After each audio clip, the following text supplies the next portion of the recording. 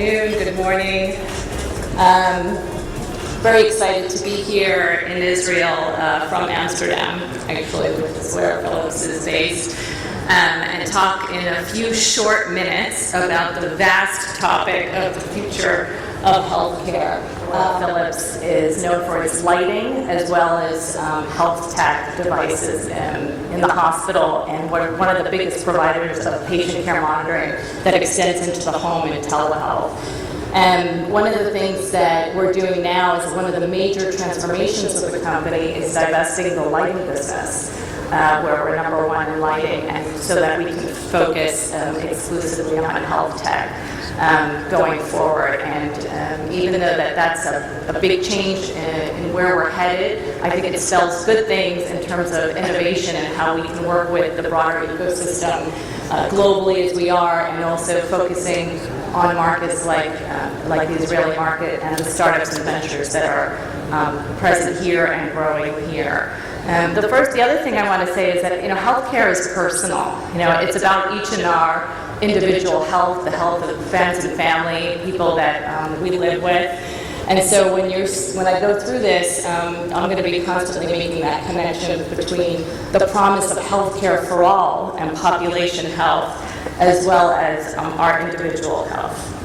And we cannot do this alone. So the other thing I would say is that Philips recognizes as part of an ecosystem of players, providers, patients, payers, governments, that all need to come together now to actually make this change happen. With technology, we're at the cusp and at the promise of changing healthcare and the way it's practiced in the future. We'll see some examples of that here on the panel. However, it's really going to take coordinated effort.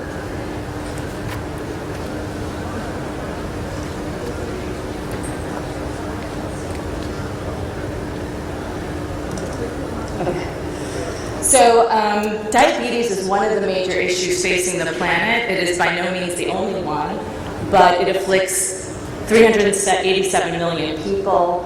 It's the seventh leading cause of death in terms of a chronic disease, which is one of the major drivers of healthcare cost on the planet. And it's one of the areas that we've decided to focus on. And I'm going to start with this video going back to the personal aspect that features the general manager of our healthcare business and Health Suite digital platform, Jeroen Taas, with his daughter.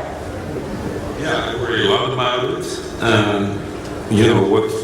What really worries me is that, given where we are today, with all we know about the disease, with all the tools we have, why can we not provide better care for people like her?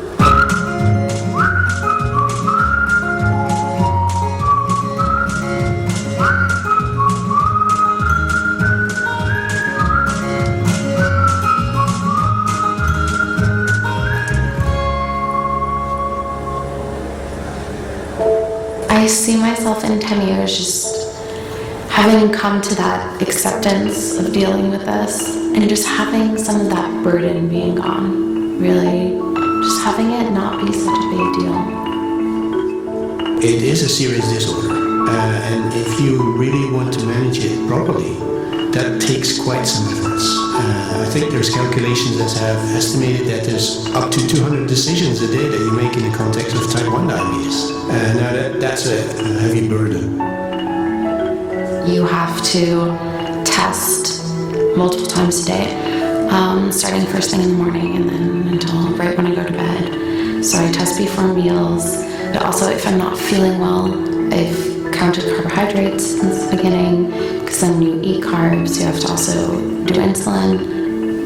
But that's not even the worst part. It's just the psychological aspect of having to think about it the whole day. We're trying to create an ecosystem that is based on, for instance, an app that gives people with diabetes type 1 the ability to manage their own condition more thoroughly during the day. So one of the reasons for choosing for diabetes type 1 is that it's insulin dependent. So what we wanted to come up with is a personalized solution for people with diabetes type 1 that not only can track their values, but also that they can reach out to bring to bear complementary capabilities. And clearly we see that with Rockbound, a great partner because they have the research facility there, University Medical Center. Now, similarly, we work together with Salesforce because we believe that they have this tremendous capability to bring people together through technology. This application will help transform the daily experience that patients with diabetes have. And then, most importantly, bringing the patient into that process, really making them part of the decision-making process, moving from treating diseases and treating illness to really becoming more and more about what we call wellness management. Everyone is so different, and everyone has different issues, and they change over time. I think it's important that you can take control of your own health and have the ability and access to your own information and your own data. Because right now, I can't see that. A doctor has it somewhere in a file. I think it would give me more insight and my whole healthcare team more insight if we just can get all the information in one place. You know, every day I can see what her struggle is, and it motivates me to help her get to a better place.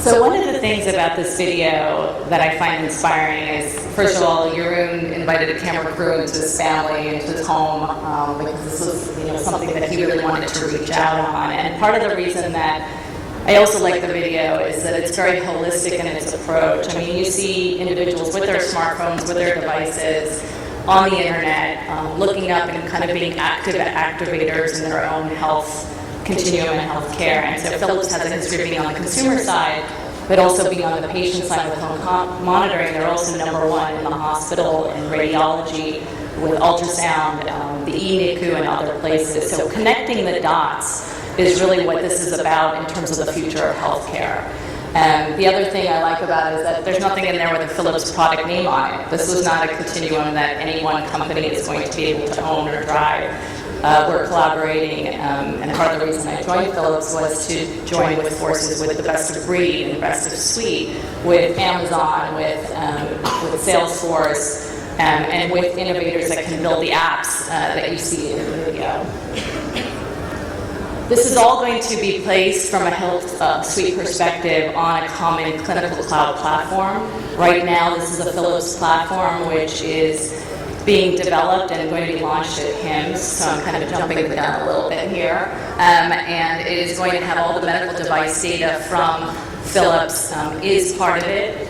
And the notion here is that we open that up. And we're going to open it up because it'll allow for apps to become more scalable globally, like Philips is. So there's no reason for startups in healthcare to have to build everything from scratch, right? I mean, they really should be standing on the shoulders of companies that have been in the industry for a long time. It will also accelerate development with the tools and functionality, bringing to bear the latest algorithms in health tech and how they're applied to images, and bringing that data to bear into use cases that have meaning for diabetes, for cardiology, for oncology.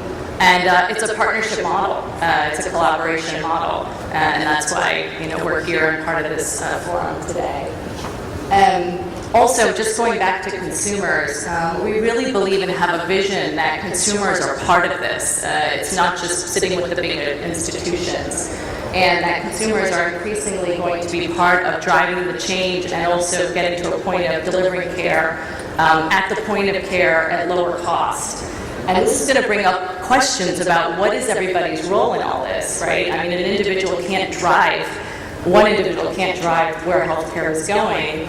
Yet we need to fix what we're doing because right now healthcare is 18% of U.S. GDP, bigger than the economy of most countries, and it's continuing to grow, not diminish. Not to mention the fact that we're going to have elders that need care beyond the hospital setting, which is so expensive, and care in the home.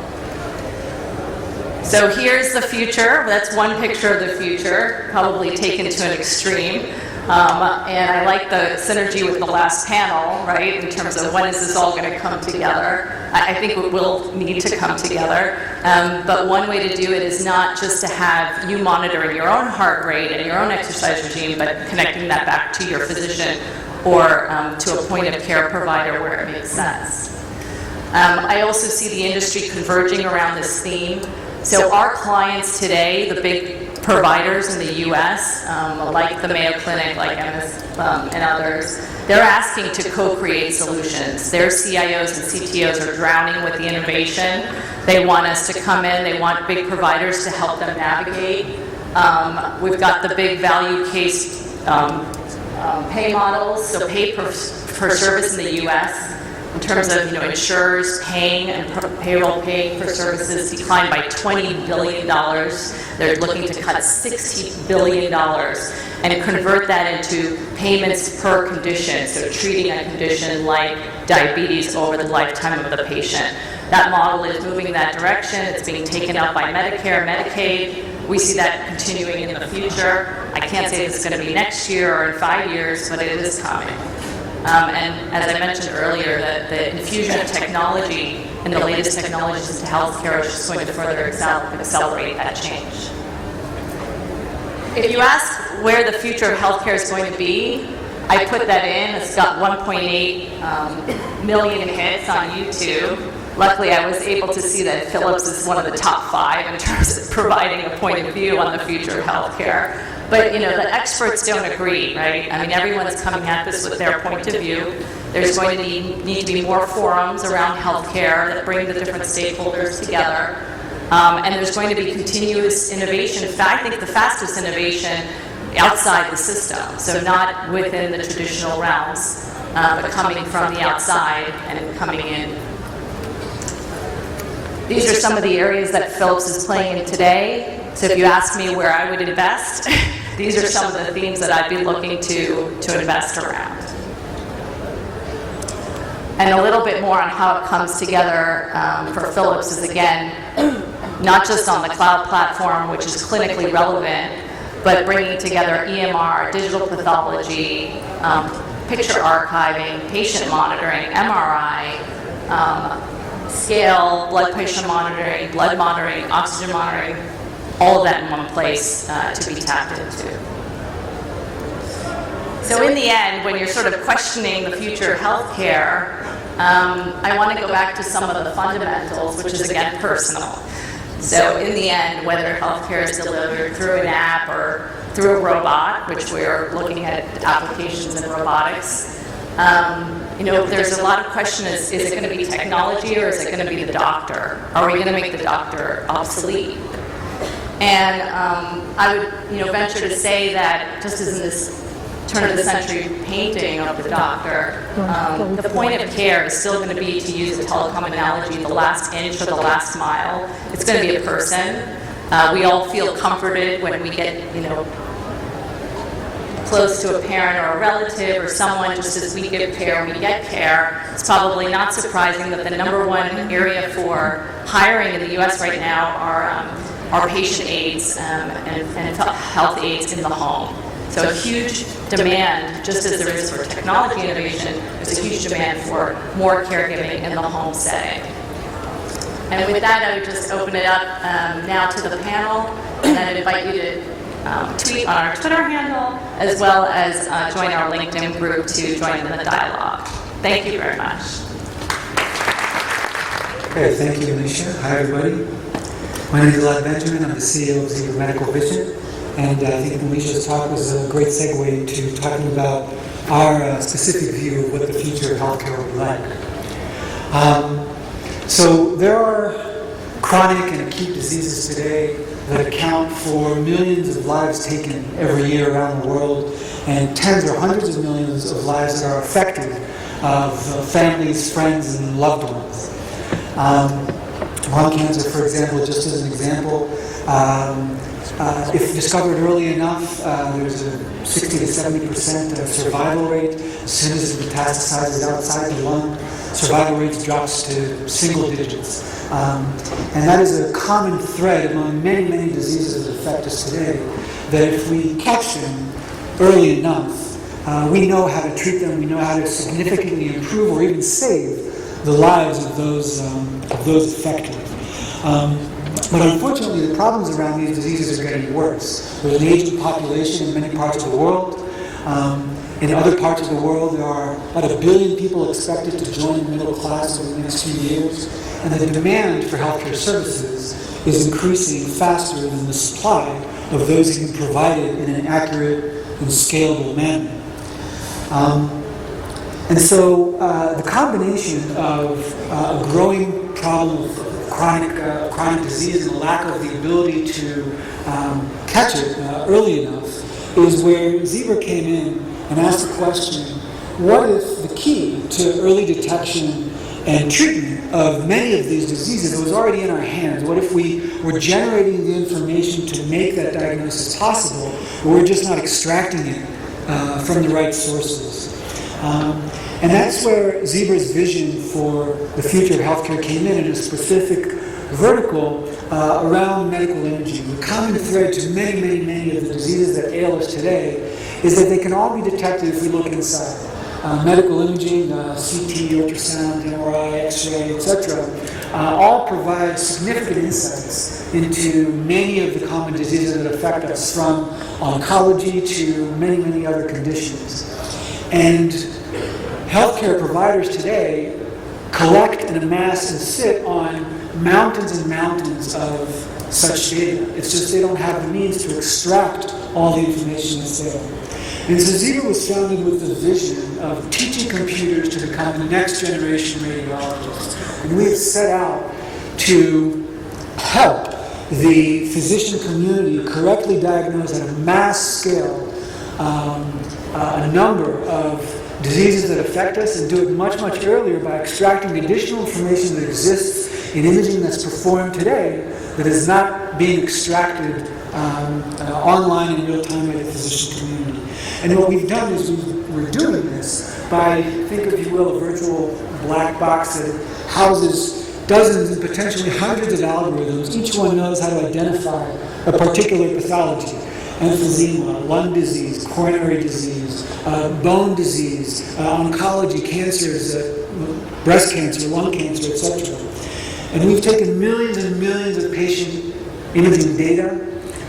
We are analyzing them, indexing them, and creating and using that data to generate these next generation automated algorithms that require no human intervention, that are consistent, scalable, and accurate, and never get tired. In addition, because we've realized that one company, Moneshia talked about ecosystems, one company cannot just do it all on their own. We've taken that massive amount of medical imaging data and we've put it on an open platform to allow other developers and other researchers around the globe to help us in realizing that vision of creating that next generation automated diagnostic engine. And so today we have research groups collaborating with us from all over the world, sitting on top of our research platform, as well as our own researchers, creating and implementing the first of these automated algorithms. We will continue to do so. The first algorithms are already being implemented today as we speak in healthcare providers.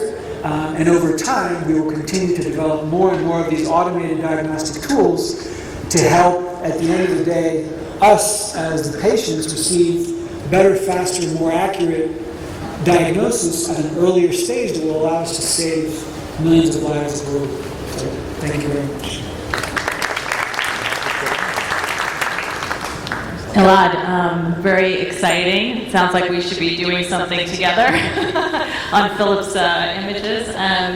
So question for you, when do you envision this automated diagnosis of images, throughput increases that you're seeing, being able to be applied directly to an image? When can you, kind of, as the image is getting created, start to apply these algorithms and do detection? So we're very close to it now. Today, when an image comes off of a scanner, and is sent to us, and within a matter of a few seconds we're able to generate diagnostics. So we're starting that process today, and over time, as we grow our bank of capabilities, a single imaging study will be generated, and as soon as the patient's off the bed, there will be a whole host of insights already available to the physician and to the caring entity that will be able to provide that patient with insights very, very quickly after they've been imaged.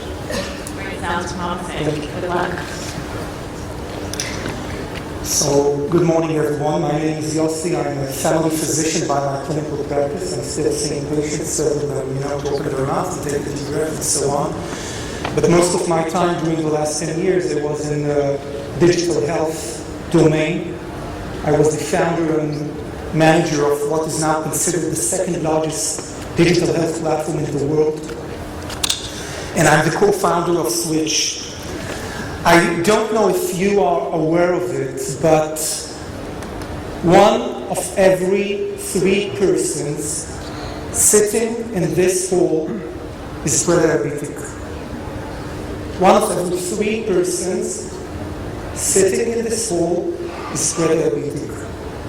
Diabetes is the leading cause for heart attacks, for strokes, for limb amputation, for blindness. 1 of every $9 in the US is spent on diabetes care. Though these are the numbers, currently there is no method to predict which one of your pre-diabetes people here will actually become diabetes, and there is no scalable method to prevent it. If I translate it to the big numbers, there are 86 million Americans and 63 million Europeans that are pre-diabetic. 70% of them will become diabetes within the next 7 to 10 years. So what Sweetch is developing is the first digital vaccine for diabetes. You heard me correctly, the first digital vaccine for diabetes. And this term actually was proposed by the head of R&D of Pfizer Global. Because this vaccine, this digital vaccine, was proved in very large clinical studies to reduce the conversion between prediabetes to diabetes by 58%. All the professional associations recommend achieving 150 active minutes a week. As I already told you, this has been proven to reduce almost 60% of conversion diabetes, yet 80% of the people don't reach this goal. And this is where Sweetch takes the advantage of personalized medicine. They've used a very large database in order to validate an algorithm that we developed that can precisely predict from these pre-diabetes patients who is going to become diabetes and when. So we enable a tool for the health providers and payers to actually select the patient that they should intervene in, prioritize them according to their risk. And once the ticking bombs are chosen, it's not like a regular app that you download from the App Store. It's actually an app that is prescribed by your physician. So the physician is notified that this specific patient is about to become diabetes in the next 3 years with high probability, and he prescribes him our digital intervention. And after prescribing it, the physician and the patient are connected. And then the personal behavioral engine takes place. So using the smartphone or any other wearable, we learn the user habits. and we provide him with baby steps, small recommendations of physical activity that are embedded with his personal lifestyle and habits. And we don't nudge him on recommendations that we see that are not effective, that he doesn't comply with. So we learn what behaviors he would, this patient, this specific patient, would comply with, and with what recommendation he doesn't feel comfortable. And through this, we already in our pilot studies reached a compliance of 76% with the American Diabetes Association recommendation. This 76% reduced their diabetes conversion by almost 60%. So we are now starting a clinical trial at Johns Hopkins in the United States. All the trial documentation is already ready to start during Q1 2016. Thank you very much. Yossi, quick question for you. When do you envision the first payer or insurance company starting to use your software and make it pervasive mandatory? So, digital health domain in general is too early to speak about mandatory requests, but we already see, we have discussions with very large payers in the US, and we already see that these payers, while they don't make it mandatory, they do say, listen, if we will see that you are taking care of yourself, if you perform your health promotion activity, we will reduce the payments that you pay us. And this is a very sensible move because everybody wants to reduce costs, and from various studies we know that prevention is the most effective way to reduce costs. Very good, thank you. So my name is Seth Salpeter. I'm the Chief Science Officer and Vice President of Business Development for Diagnostics. So about 150 years ago, which is when that picture was taken, the general way that almost all diagnostics were done was via a manual microscopist. So what that means is that somebody would take usually blood or some other body fluid, and they would put it on a slide and look at it under a microscope and see if anything seemed wrong to them or anything seemed off. Now, surprisingly, about 150 years later, a lot has changed in the diagnostic landscape.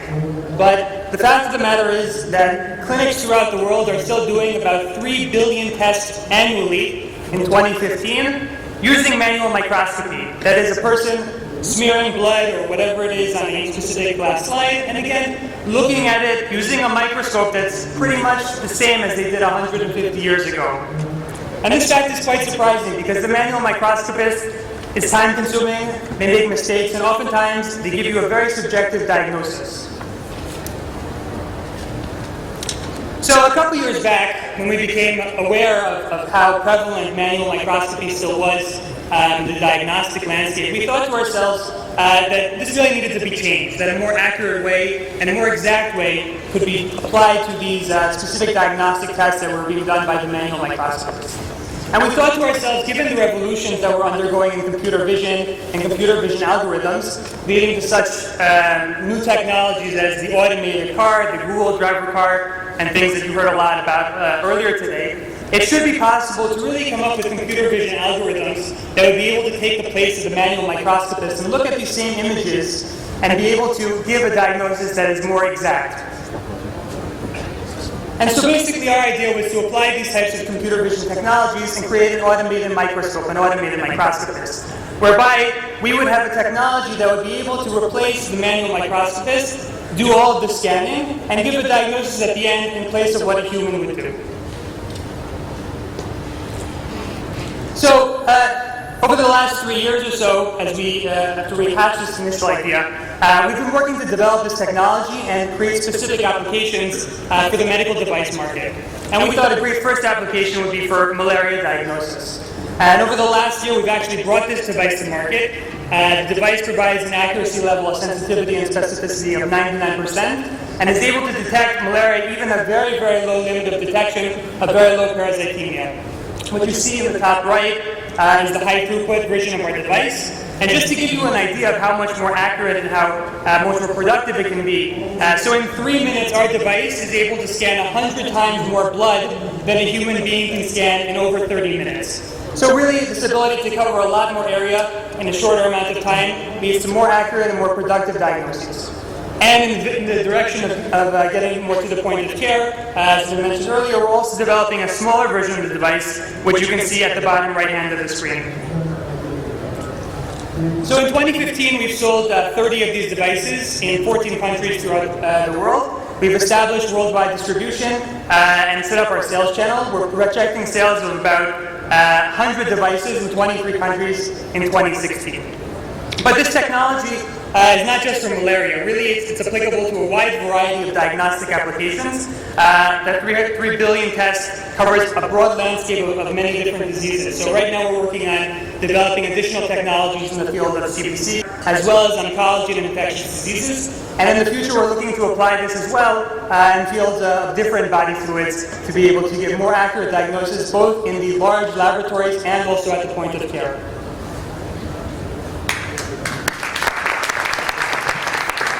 So Seth, very impressive statistics for the investors in the audience who would like to quantify, with more statistics. It might be helpful if you could say your view with rapid diagnostics.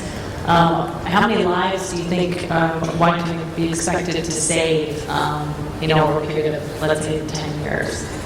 Sure. So I can speak specifically to the malaria application, which we've been researching very deeply in the market. So every year there are about 500,000 malaria-related deaths, 500,000 malaria-related deaths throughout the world, developing world and even in the Western world. And what we found is that in a lot of the studies, you find that about 10 to 20% of these deaths on a scale of 100,000 people per year is because they're being diagnosed inaccurately, which is really shocking. And so to bring a more accurate and more sensitive diagnostic technology that's catching these 10 or 20% to market, so over maybe a year to 10 years, we're talking about saving on a scale of about 1 million lives. So I think that's just one application where the disease prevalence is very large. Early detection for cancer and other things that can be done at point of care certainly can yield similar benefits. Wonderful, thank you.